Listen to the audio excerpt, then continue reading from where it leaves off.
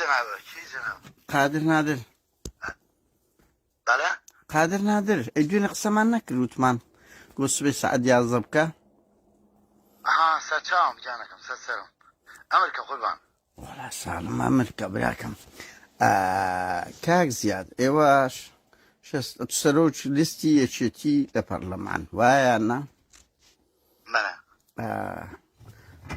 بە پێی هەواڵەکان لەسەروی 50 خوێندکارتان گرتیاوە ئەو ڤیدیۆیانەی بڵاو بوویتەوە هەمان ئەو ڤیدیۆیە لە 82 ئەمەندی ومە یعنی لە تەڵەبەی زانکۆکانی سلاحەدین و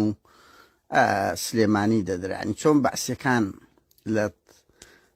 ئەزانسی یەکا خاتە توای پێشی پرسیارەکەی با دوو قسە بکەین تەزیلە ها تەزیلە ئیجازەم بە ئەگەر پرسیارم لێ یەکەی ئەوەی پەیوەندی بە منەوە هەبێ وەڵام بدەێمەوە بەسەر چاوان بەڵام لە قسەکان تا بێ ڕێزیکردنی تیاوێ داخەمەوەداوا لێبەر ناکەم بە هیچ شتێک ینی بە هیچ کەسێک شوبهاندنی بە هیچ کەسێک هیچ کەس مەشوبهێنە بە هیچ کەس ئەوە بێڕێزیش بەرامبەر هیچ کەسێک نەئەکەم و نە پرسیارەکەشت تیابێت باشە برام بە خزمەتام بێڕێزی شتێکە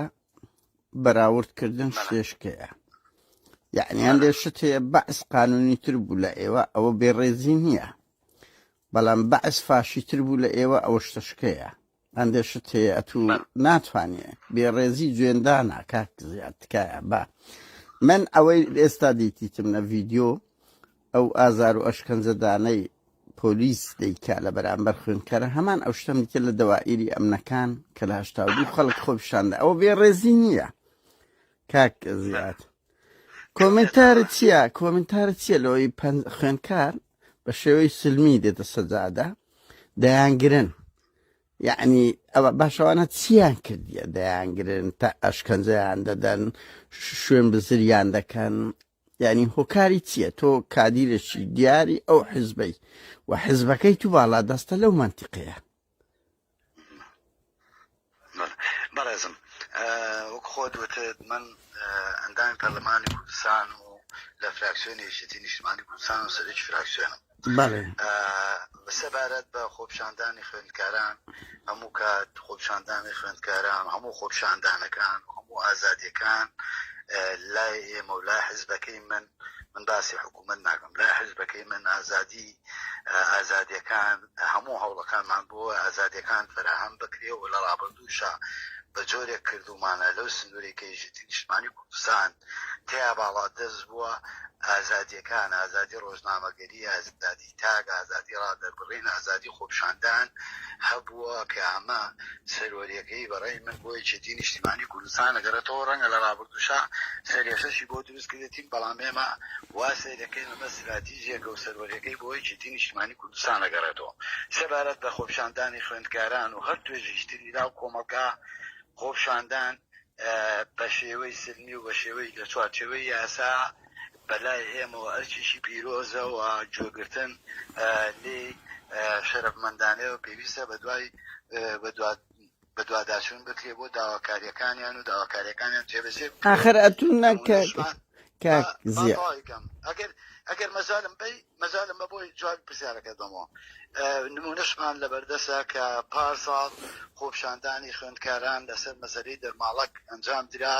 و سەرۆکی یەکێتی نیشتیمانی کوردستان لە سەر 10 سەعاتەوە دانیشتنی لەگەڵ کردن بەشی زۆری داواکاریەکانیان لە خزمەتگوزاری لە بەشە ناوخۆیەکان لە مەسەلەی دەرماڵە لە هەمووانە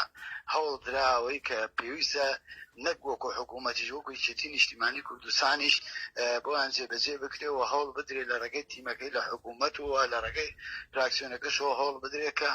لەگەڵ حکوومەت هەوڵ بدرێ بۆی ئەوانەی کە خواست و داخوازیەکانی خوێندکاران و پێداویستیەکانیانە هەوڵی جێبەجێکردنی بدرێ بەڵام وەکۆی کە جناب دەڵێ ئێمە ئەچیت ئەو ڕۆژانەی پێشش خۆپیشاندان هەبووە و ئێمە من باسی ئەرکی پەرلەمانی یەکەم وەکو ئەرکی پەرلەمانی لە هەموو ئەمانە لە هەر شوێنێکی کوردستانە بێ لە سلێمانی بێ لە دهۆک بێ لە هەولێر بێ لە هەر شوێنێک بێت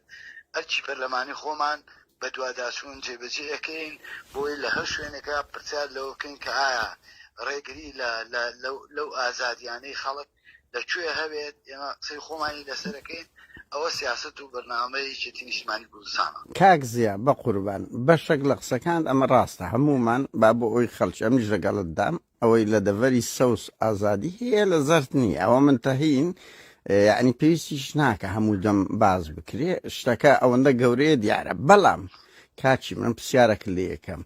ئەڵێم ئەشکەنجەی خەڵک درایە خەڵک شوێن بزر کرایە تۆ سەرۆک لیستە چی سەرۆک لیست ئەی حیزبەکی دووەمی دوونێتینە ناو داخلی تەڵەبەی خەڵکیان بردیە کە بەعز وەی نەکردیە ئەشکەنجە درانە شوێن بزر دەکرن چۆن دەکرێ برێ بە دوات چون دەکەین چۆن ئاگات لێ نییە وانە بەسە ئەوە پرسیارە چ لێ بکەم ئایا تو ئیدانەی دەستگا ئەمنیەکانی خۆتان دەدەی کە بە ڤیدیۆ هەیە ئازار و ئەشکەنجەی خوێنکاران دەدەن ئیدانە دەکەی ئەگەر ئازادیشتا هەمبێ بە زمانە ئەوەیە لە خەڵک بدرێ بەڵێ ئیدانە دەکەی ئیدانەکردن لە دوای ئەوەی کە تۆ بە دوواداچوونەکەی ڕاستی مۆزوعەکان زۆر جار بەس ڤیدیۆیە بە وێنە هەیە کاک زیاد بڵا ئێمە بە دوواداچوون بۆ کاک زیاد دڵنیاش دەکەین وەکو فراکسیۆنیش وە لە ڕێگە حزبەکەی خۆشمانەوە و لە ڕێگەی ئیشی پیشەیی خۆشمان لە پەرلەمانیش ئەو ئیشاکەین و بە دوواداچوون کاک زیاد دەزانی خەلەلێک هەبێ لە هەر شوێنێکی ئەم کوردستاناوێ ئێمە قسەی خۆیان لەسەرەکەین جال وەکو عەرزم کردی لە زاخۆ بێ یان لە گەرمیان بێ بەلای ئێمەوە وەک یەکە و بەس کاک زیاد توخوایەک قەوز ئەو با هەوڵ بدرێ بەرپرسی کورد خۆی بدستەوە لەو شێوە مەپاتیە ڤیدیۆ هەیە ڤیدیۆ لە تەلەبە دەدرێ 30 ناو لەکنە من هەیە 35 ناو هەیە لۆ دەنێرم ئەوانە شوم جیرانە لە دوونێکەوە ئەوە پێویست ناکە بڵێ بە دواتچون دەکەم یعنی کە ڤیدیۆیەکەبی لێ دوێ ئەگەر کەسێک ژیرابێ ئەگە بە دواتچوون نەکە یعنی چیەکەی هەربێ بە دوای ئێ بەس باشە ئەگە چیام قەزیە چۆنەوە چۆن بۆ ئاچێتان لا سژنە کە سژن نییە خۆ بێ پرسیار بکەیت خۆ پار حەدەسێک ڕووی داوە ڤیدۆش بڵاو کرایەوە و هەموو خەڵکی کوردستانیش بەشی زۆری دام دەستگاکانی ئەم هەرێمی کوردستانە بە هەڵاچون و لە دوای ڕاستەکانی ژوا دەرنەچوون لەبەرەوە پێویستی بە ئەگە ڤیدیۆیەک لێدان لەو گۆڕەی هەبێتن یعنی دیارە ئەو زلکی پۆلیسی لەبەرە و دەکەونە بە پێنجەکان دەکەونە ژیانی ئەوەش پێویستی بە دوواداچوونەوە پێویستە وە پێ لە ڕابردووشە چەندین جار حاڵی وا ڕووی داوە دەستگا ئەمنیەکان ئیجراعاتیان کردووە لەگەڵ ئەو کەسانێکە ئەو حاڵتانەیە ئەمەش پێ بێمەتی دیسان بە دوواداچوونە ئیدانەکردن خۆت کاقادر زۆر جا خۆ دەڵێ زۆر جا خەڵکی شڕخنەی ئەوە گرێ تەنیا ئیدانەکردن چییە یعنی هەر تەنیاوە چیە بەس گرنگە هەر باشترە لە هیچ هەر باشترە لە هیچ ئەزان چۆنە ئیشی ئێمە بە دوواداچوونە و بە داداچوونەکەی گەیشتینە ڕاستیەکان ئیدانەشەکەین و بە دوا شاسین بۆی ئیجرات کرێ لەو بابەتانە برام قەت ئیدانەی حزبەکەی خۆتان کردووە لەسەر ئەو نوع ڕەفتارانە مەسەلەن خۆ هەمومان دیتمان بە پۆستاڵ کاک زیاد خۆیە قەوس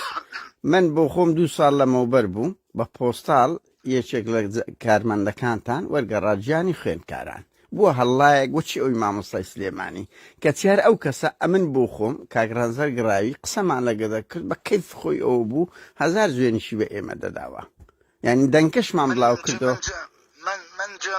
نانە من قەزم نەسەدە یعنی لە دەرەوە بوو کاقوبادیش گوتی کاک زیاد توخوایە قەوس کاژڵەی کارمەندێکتان ئەو کارمەندی حکوومەتی هەرێمی کوردستانە لە دەستگایەکی ئەمنی کارەکە مەرج نییە یەکێتی بێ کارمەندی دەستگای ئەمنی و حکوومەتی هەرێمی کوردستانە و بە پێی ئاسایشی سلێمانی کادیری پارتی تێدایە کاکە یان کادیری پارتی من نەموتوە پارتی ئەڵێم تو دەڵێ کارمەندی تێی هەیە لای من ئەوە کارمەندێکی دەستگایەکی ئەمنیە ئەرکێکی پیرۆزی لە ئەستۆیە بێ ئەرکەکەی بە پیرۆزی ئەجە بە پێڵاو بستە سەرجیە بۆ کوردستانەکەی ڕۆسۆس بێ بۆ وڵاتەکەی نای منە کارمەندی من کارمەندی حکوومەتی هەرێمی کوردستان کارمەندی یەکێتیە کاک زیە بە قوربان ئەو کارمەندە بام پێ بڵم کاقوبات هەموو کەس لە یادمانە وعدی دا بلی زراعەت بکە کەچی بە کەیف خۆی دەسوڕا و هیچ نەگیرە ئەزانکی خۆ ئیجراتکردن ئەوە نییە کە کاتێک تۆڵە ئیجراتەکەم بتر ئەم کەسە دەربکرێ فەسڵکرێ بەپێی ئەو تەسەڕفەی کەیکا بەپێی ئەو کردەوەی کەیکا بەپێی ئەو کردەوە ڕێنمایی تعلیماتی خۆیان هەیە و نظام داخلی خۆیان هەیە و قانون هەیە بەپێی ئەوانە ئیجراعاتی لەگەڵا پێت وایە لە کوردستان ئیزراعات لەگەر ئەو نوع مەخلوقانە کرایە کە ئەوها ئەشکەنجە و ئازاری وەکو چێ وەکو کاک ئاخرە تو سەرۆک لیستەکی دەڵێ کراوە ئەبێ بەڵگەت هەبێ بەڵێ لە ڕابردووە منیش سەرۆکی لیست نەبوو و خەڵکی کەش بوو ئیجراعاتیش کراوە ئاخر یەک نمونەم پێ بڵێ یەک نمونە زۆر جاش کەم تەرخەمیش کراوە نا یەک نمونەم پێ بڵێ کارمەندێکی ئاسایشتان لەسەر هاوڵاتیی سڤیل 6 مانگ حکوم دابێ کاکە مانگێکتان گرت بێ ئەتێ یەکێک دێ لە بەرچاوی خەڵک بە پێم بە پۆستال دەکەوێتە سەر جوێلاکی خوێن کار بڵێ بێزەحمەت تۆ بە منت بوو تا پرسیارەکانی من یەک دوو سێ چوار ئەم پرسیارانت لێ یەکەم خۆت ئامادە بکە نمونەم بۆ ئامادە بکە بەڵام تۆ ئێستا من نەمزانێتەوە بۆچی تەلەفۆنەکەی هەر نەزانیوە چێشیت برام کە کاتێک گوتوتە فڵان کەسم زازانیومە من نەمزانیوە ئێستا تۆ بەتەمای بەم سەر پێوە من بۆ پێمە بڵم لە ساڵی 1996 فڵانە کەس بۆ ناوە پێت بووتمایە پرسیارەکانە بدامایەتێ خۆم بۆ وەڵامەکان بەس کاکە نمونەمەدایتێ بەڵام نمونە هەیە و دڵنیاشم هەیە و ئیجراعاتیش کراوە و جاری واش بۆ کەم تەرخەمیش کراوە باشە کاک زیاد ئەمە چاوەڕێ دەکەین هەتا سبەی ڕێک دقە ببوورە برام من هەموو ڕۆژێک هین نیم شت تەلەفۆنە کرد من لە ناو قەرباڵغێ بوومدا لێ وردمەکەم ئاسایە مادام هەڵت گرتەوە ئاسایە چکۆ من بۆ هەر یەکێک دەکەم ئەڵێ لە پرسەمە لە قەرەباڵغین ماوانە جەناب هەموو ڕۆژێ تەلەفۆن کەیت و ئەوەی من خەیتە بەردەمی نا من باشە بە جواب بووم بنێرە بە سەرچار جاری واشە تۆش تەلەفۆنەکەی من سڵتاکاوە ئێستا لە هیچشان برادەکانم بەجێشتۆ لە پەرلەمانم ڕەنگە لە کۆبنەوەم ڕەنگە باشە کاک زیابچینە ناو مەوزوع عشکە پرسیارەشکە نا ئەیچ ئیشی تو پەرلەمانتاریە براکە مەزان بەس موچە وەرگرتنەکەیە کە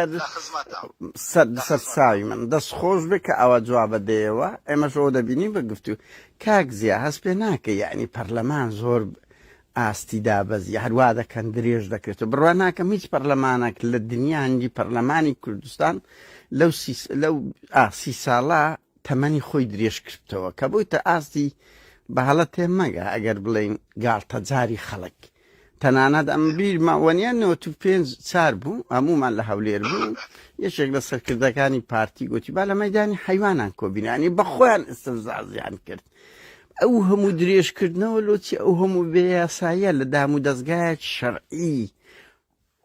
شەرعی ئەو هەموو بێڕێزیە هەر بەخۆی دەکرێت بۆ یعنی بۆ ئەلتەرناتیڤتانە نەجارەکە نەدووە نەسێ تاعان قەزم لەو جارە نییە لە هەموو جارەکانە ئەوانەیە یعنی بڕۆت سیرکە ڕەنگی ڕقم قیازیدان شکاندبی هەست پێ ناکرێ ینی ئەو کەس سوکاتی بە یاساکانی پەرلەمان و دام و دەستگاکان ناکە ئەو دوو حزبە نەبێت بەڵێ جۆم بۆ بگرە بۆی وەڵامت بدەمەوە بەڵێ ئەوەی کە بۆ نمونە عێراقەیە عێراق خاوەنی دەستورێکە لە دەستورەکەی بە نەسێکی سەریح و واضح نووسراوە کە هەر 4 ساڵ جارێک هەڵبژاردن لە عێراق ئەکرێت باشە بەڵێ ئەمە بە نەسێکی سەریح و واضح لە دەستور نووسراوە هیچ یاسایەک و هیچ ڕێنمایی تعلیماتێک هیچ شتێک ناتوانێت ئەمە درێژ کاتەوە کە لە 4 ساڵە پێویستە هەڵبژاردن بکرێت هەڵبژاردن نەکرێت لە 4 ساڵە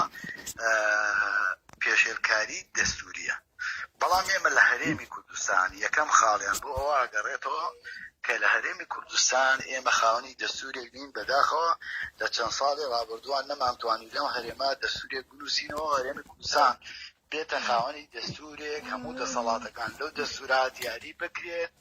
لە هەرم کێشەیەمان نییە دەیان کێشەیکە هەیە کە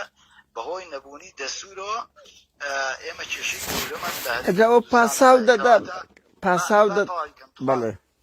پرسیارێک کردو حەزەکەم بە محەدەدی جوای پرسیارەکە بەڵێ ئێمە کەواتە ئێمە لێرە لە هەرێمی کوردستان بۆشاییەکی دەستوریمان هەیە کە بەداخۆ لە ڕابردووە وایە دەستورێکمان دەربچواندا و هەموو خەڵکی کوردستان دەنگی پێ بدایە و هەمان بواە و ئێستش هەتاوەکو ئەو دەستورە دەرنەچی ئەم کێشانەمانە بێ ئەمە یەک. دووەم مەسەلەی هەڵبژاردن خۆدوتەنی لە هەر 4-5 خولەکە درێژ کراوەتەوە. مەسەلەی درێژکردنەوەی ئەم خولەی پەرلەمانی کوردستان ئەمە طعن نییە بۆ هیچ هێزێکی سیاسی بۆ هیچ دانێکی سیاسی، بەڵام ڕوونکردنەوەیەکە.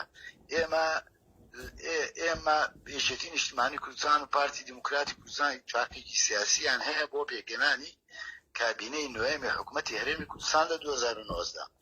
و بزوتنەوەی گۆڕان و پارتیژ اتفاقێکیان هەیە. بەپێی ئەم دوو اتفاقیە بێ بە نەسێکی صریح و واضح هاتووە کە قانونی انتخابات ئەو قانونەی کە 30 ساڵە لە هەرێمی کوردستان انتخاباتی پێکرێ کە ساڵی 92 دەرچووە ئەم یاسایە پێویستی بە گۆڕانکاری هەیە و چونکە گۆڕانکاری لە ڕووی تەکنۆلۆژی لە ڕووی سیاسی ئابووری کۆمەڵایەتی فەرهەنگی لە کوردستانە لەم 30 ساڵە ڕووی داوە، پێویستە ئەم یاسایە گۆڕین. ئەم یاسایە کۆنا یاسایەکی نوێ دەربچێنین چونکە هەر لە ڕووی تەکنۆلۆژی و ئێستا دنیای تەکنۆلۆژی هاتووە و شێوە ساکاری کە جاران نەبووە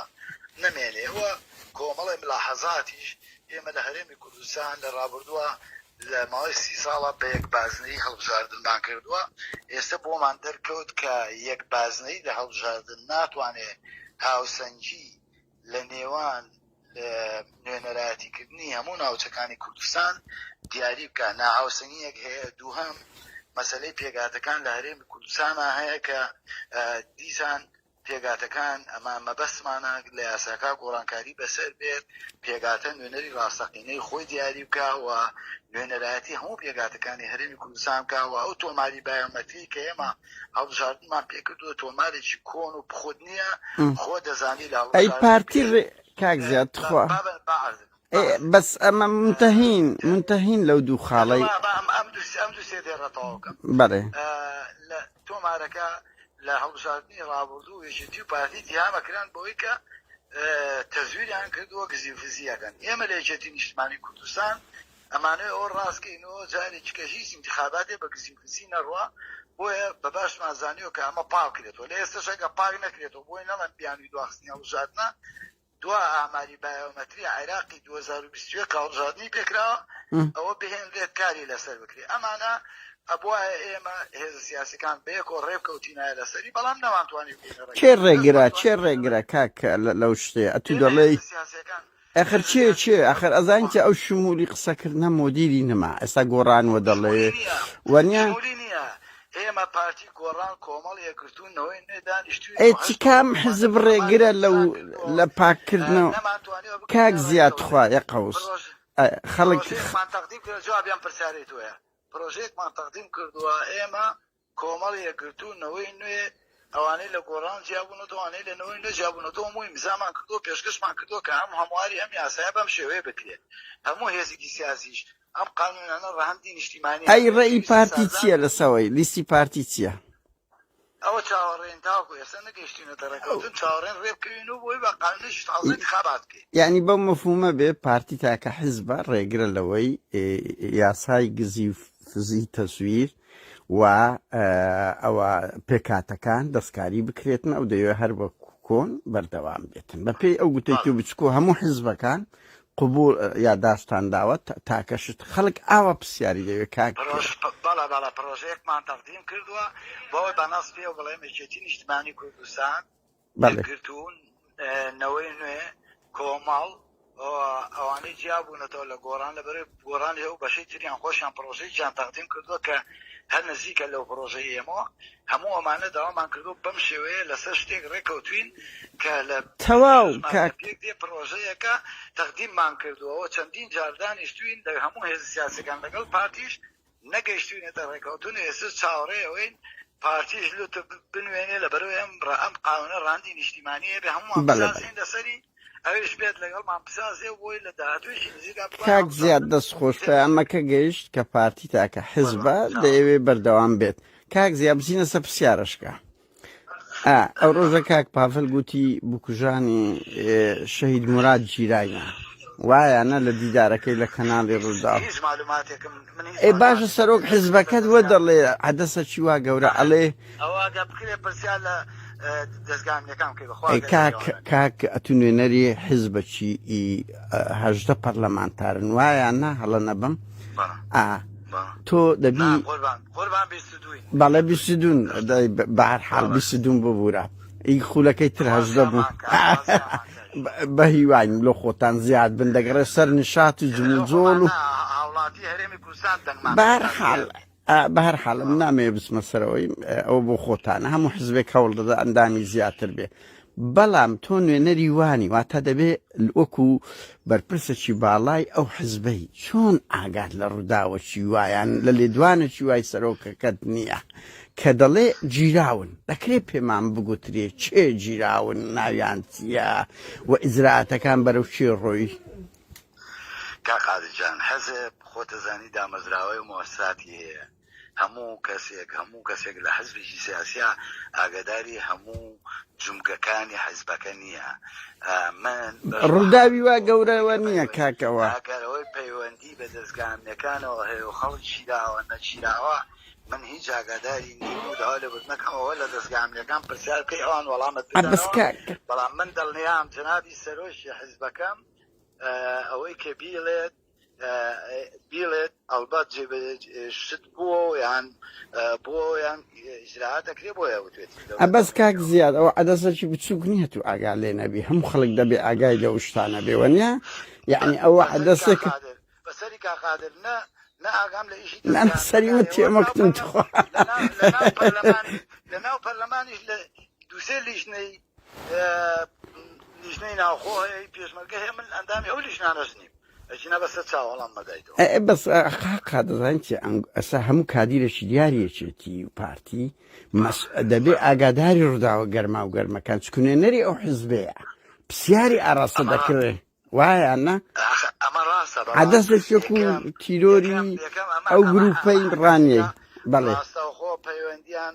بە دەستگامیەکانەوە بۆ شوێنانەوە لێ بگەڕێن ئەوان جەنابیان لێدوان لەسەر ئەم بابەتانەدەن من ڕەنگە نەتوانم وەکو خۆیان وەکو پێویست ئاگاداری ئەوە مو لێدوان بدەم و داوا لێ بنەکەم لەوان بەهەرحاڵ ئەوە باش نییە بەس یعنی ئەوە دەبێ فاکتان هەبێ دڵم یارمەتیم بەی کاقادە زۆر درێژ کردەوە نا تو یەک دقە 5 دقە ئەو پەڕی 3-4 دقەیت کاک زیا یەک پرسیاری کەی گرنگ یعنی قۆناغی هاتنە پێشە من ناچم مادام ئەوە دەرێ دام نابرە سا 8 تەمووزەوانەش قسە بکەم بەس بەهەرحاڵ یەک شتی گرنگیشتر چکۆ من نامەیە خەڵک ئیزعاج بکەم قۆناغی دوای 8 تەمووز ئاخر ناوەتو کە مەشغوڵ بیا چەندە وعدمانەوە بوو لە 11 تەلەفۆن لەو بکەم ئەوە من لەسەر وەختی خۆم کردم بەهەرحاڵ ئەو قۆناغەی یەکێتی لە دوای 8 تەمووزەوە ئەگە هەست پێ بکەی کۆمەڵێک حاڵەتی نوێی هاتە ناوێ یەکێک لەوانە تیرۆرە کادیرەکانی خۆتان کە تۆمەتێکی گەرەک زۆر دەکرێوەنە ئەلۆ کاک زیا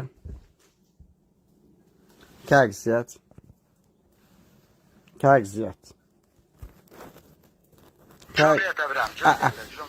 ببوورە دوایین پرسیار دەبێ برا با کات نەگرم قۆناغی دوای یەک دقە بەستەوە کەم دووسێ نمونەیەوە بیخوێنەر تێبگات پرسیارێکی گوێرەگر یعنی ئەو قۆناغی دوای 8 تەمووز کۆمەڵێک تیرۆری ناخە تەواو نەکرد کاکە مەسەڵەن هەر لە تیرۆری مرادکانی کوردەی لەو منتقەیە ڕوودا و بە ڕۆژی بە ئەوەتی هەر لە تیرۆری عەقیت هاوکار کە باز دەکرێت و پێ ئیجراعەتانەی پارتی باسی کرد دەستگای ئەمنی پارتی ئەمە ناڵێن من بۆ خۆم داست پێ دەکەم دەستگای ئەمنی پارتیە یعنی دوو حاڵەتە و ئەمە ئاگامان لێ قۆناغی پاڤل هەتا لە ئەوروپاش شێشە هەیە ینی هەوڵ دەدرێت بە ئێرهاب جیایە یعنی قۆناغی پاڤل توندوتیژێکی گەلک زۆری پێوەیە و شێوازەکان حتا کادیرانی خۆشتان دەگرتەوە کە پێشووتر ئەم ناڵێم نەبووە بەس کەم بوو ئاگەنا لە قۆناغی هەموو قۆناغەکان وتێکەوە لە دەڤەری سەوزیش چەندین کەس تیرۆر کرایە بەس ئەو قۆناغە شێوەی کوشتنەکان زۆر ئەرهابیانەترا زۆر تونترا حتا کادیرانی خۆشتان دەگرتەوە هەست پێ ناکەن ئەوە کسەی زۆر گەورەیەچێتیە بەڵێ کاقادجان لە مێژوویەکی نیشتیمانی کوردستان و مێژی بزوتنەوەی ڕزگاری خوازی خەڵکی کوردستان و دوای ڕاپەڕینیش بە چەند قۆناغێکی جیاجیا ئەم هەرێمی کوردستانە پێیا تێپەڕی و بەداخ و خەڵکی کوردستانیش پێیا تێپەڕیەوە دوژمنانمان لە چواردەوتمان و هەموو ئەوانەی کە هەبوون لەسەر ساحەی سیاسی کوردستان تیرۆر هەبوو بەردەوام تیرۆر کراوە خەڵک شەهید کراوە بەڵام لەچێتی نیشتیمانی کوردستان مێژوەکەی شاهیدێتی کە بەردەوام خوا کاک زیاد 15 نمونە لەو بژمێرم کاک زیاد خوای قەوس بەس ئازانم بەس کاکی ما تو ئاخر پرسیارە تۆ ئەو گردا ئەو نەخشە تۆ دیقەتدا پرسیارەکەی تۆ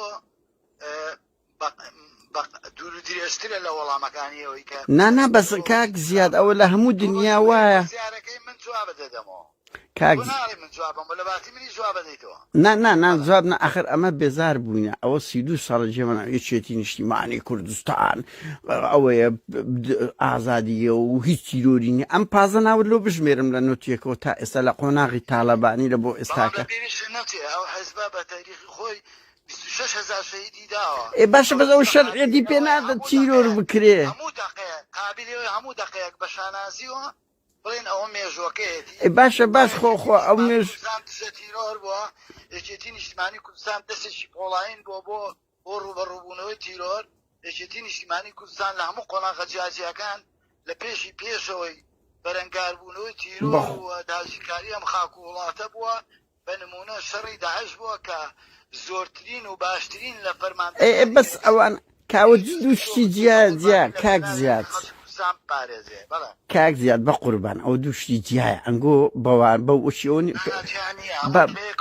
نا ئەوە وەکۆوێ دەرە کۆنە پێشمەرگەیە بەڵام لە بۆی هەیە دزی بکە لە بۆی هەیە تیرۆر بکە بەڵێ کاک زیاد بە کورە نەک تۆپی کاک زیاد خوا با یەک قەوزۆ بخوێنەر ئەوە بگا ئەنگۆ زۆر جار فێڵ لە خەڵک دەکەن فێڵ یعنی ئێمە ئەڵێن ئێمە مەسەن یەک کۆنە پێشمەرگە بۆ وا بۆ بابە کۆنە پێشمەرگەمانای ئەوە نییە تاوان بکە مانای حزبێک 26,000 شەهیدیە بیمانای ئەوە نییە مەسەن هەمە حەلاق و 11 کەسی تیرۆر بکاتن بەنمونە یعنی ئەوە مانای ئەوە نییە شەرعێتی پێ بدەین مادام لە شاخ بۆ مادام ئەوە بڵەوە نییە من پێ دەڵێم تیرۆر لە قۆناغی پاڤەل زۆر گەشەی کردیە زۆر خەتەریشە شێوەی تیرۆرەکان ئەوە مانای ئەوە نییە پارتی لەنگۆ خەتەرتر و زیاتری نەکردیە ئەمن منتەهیم ئەمن لە ناو ئەو شتە دەکوڵین بەڵام ئەوە نییە تیرۆر لە هیچ لەم قۆناغەیەکێتی نیشتیمانی کوردستان قۆناغێکی ڕاگوزەرێکێتی قۆناغی گۆڕانکاریە بەرەو گەشەکردن و نوێبوونەوە قۆناغێکە کۆکاکە بە تیرۆری کادیرەکانی خۆتان نوێ دەبنەوە کاک زیاد خۆ بە تیرۆری کادیرەکانی خۆتانەوە بە جەماعی تیرۆریان بکەن ئەوە نوێبوونەوەیە ئەوە نوێبوونەوەیە بە تەواوەتی کوڕەکانی تاالەبانی باڵا دەستن بوویتە سرف حزبێکا کە هەمومان بە یەکێتی ماندی بووینە ئێستا کە هەموو ئەوە دوێنێ بنە ماڵی شەیدانی یەکێتی خۆتان لێتان بەڵێ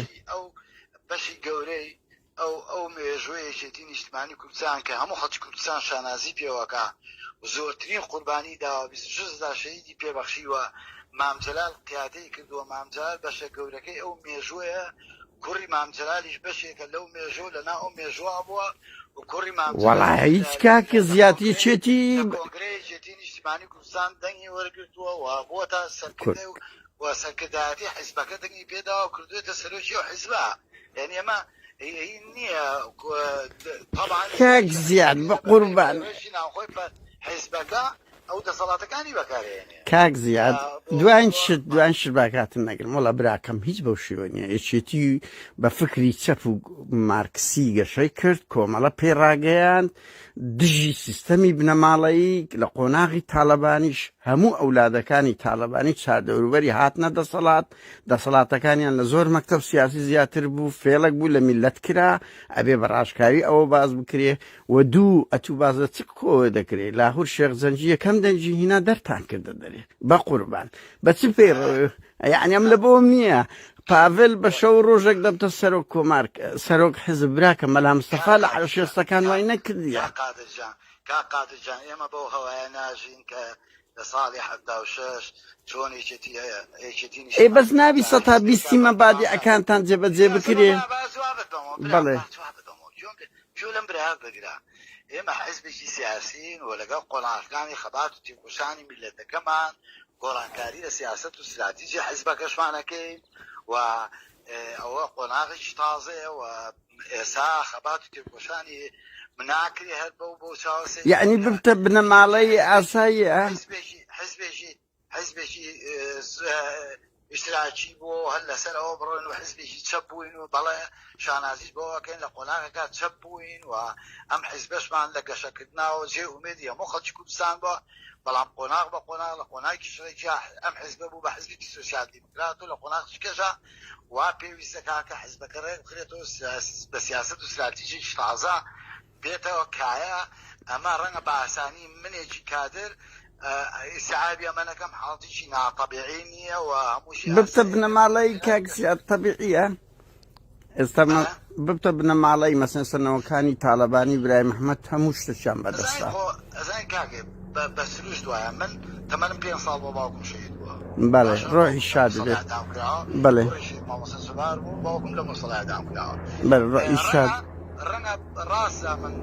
کاتێکی خوێنەوە و کەنجوم لەم حزبایشم کردووە بەڵام ڕەنگە کاریگەری یەکەمیەوەی کە من لەم حزبایشم کرد بێ ئەوە بۆ کە باوکم بۆ حزبە شەهید بووە و ئەوە بوو بێتەین ئەمە ناکاتەوەی تۆ بڵێ بنەماڵایەوە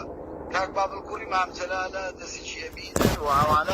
ئەوانە تاریخێکن لەم حزبا و لەناو حزبا پەروەردە بوون و گەورە بوون و بۆ سیاستانە گەورە بوون و پەروەردە بوون ئێستا بەخواستی کادری یەکێتی نیشتیمانی کوردستانەوانە بوونەتە قیادەی ئەم حزبا و هەمووش مای دیزای بێوەکەین لە بەرەوەی پەیڕۆیشی ناوخۆی یەکێتی نیشتیمانی کوردستانە بە پێی و پەیڕۆ هەموو مای دیزاماتی حزبیمانەیە کاک زیاد من نامەوێت کاتە زیاتر بگرم بەس هەموومان وێنەکانمان لە بەرچاویە برا بە کۆدەتا نیمچە کۆدەتایەک شەو ڕۆژێک بوو هات کاک پاڤێل بەڵێ بەهەرحاڵ بەڵێ بەس تۆ خوا بە ئەمانەتەوە ئەو قسانەی کردومانە کە بڵاوێکیت وەکو خۆی بڵاوێکەوە دڵنیا بە لە ئەلفۆ لە بۆیە من چکە من یەکەم جارە وەکو کاک کەمال کورد کەرکوچی ناکەم گوتی لە ئەلفە تا واوی ڕەشکەوە هەتا یای ڕەش دەکەمەوە باشە دەی زۆر سپاس هیوادارم نمونەت زۆربی براکەم ئەمە ئاوا قسە دەکەین بەبێ ڕێزی و گفتوگویەک سەرچاو کاک زیاد دڵنیا بە سەرچاو دەست خۆشبی نمونەت زۆربی